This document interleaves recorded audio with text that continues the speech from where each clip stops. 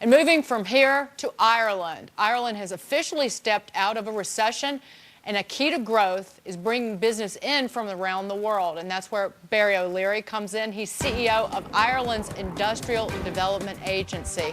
Barry, thank you so much for being here. Thank you for having me. Ireland is in a very difficult position right now. You came out of a recession, but you went in it, which is later than us. You went in it earlier than many nations. And you put in place austerity measures back in 2007 and ultimately trying to reduce debts in your country. It's been very difficult, unemployment more than 13%, and I don't wonder if that is maybe our future here.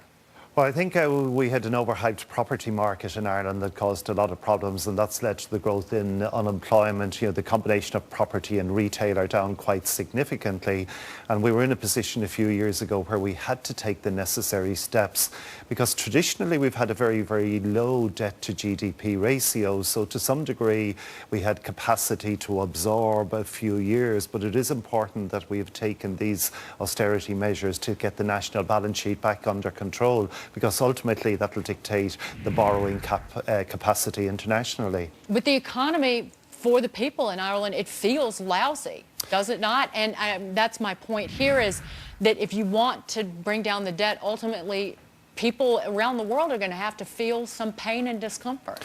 Sure, I think one of the differences with the measures that were taken in Ireland, we didn't have the reaction on the streets that we had in other countries, but I think people recognise we've actually been through this in the late 80s before, when debt spiralled to 134% of GDP and austerity measures actually paid off. So we really need to stick with that, and we have a very, very firm focus on it.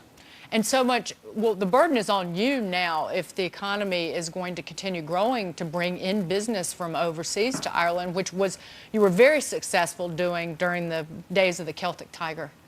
Yes, but in fact one of the benefits out of the downturn is a great improvement in competitiveness in Ireland, and we're seeing that with a range of businesses, particularly from the US, that are coming to Ireland. Some of the new players like Facebook, LinkedIn, and then with Google, eBay, PayPal, lots of the technology sector, the life sciences, and really we're seeing quite an upturn taking advantage of that improved competitiveness in Ireland. What incentives are you offering them, other than a low corporate tax rate? Well, I think the talent pool, the money we invest in the talent pool development is very, very important. Very low tax rate, 12.5% corporation tax rate. But we've strong clusters. I suppose our economy differs from a number of the European ones, particularly the Southern European.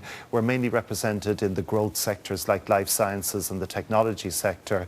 So it's a combination of factors, but clearly talent and track record are really, really important. Well, how does the rest of the world look to you as you look to these businesses in other countries?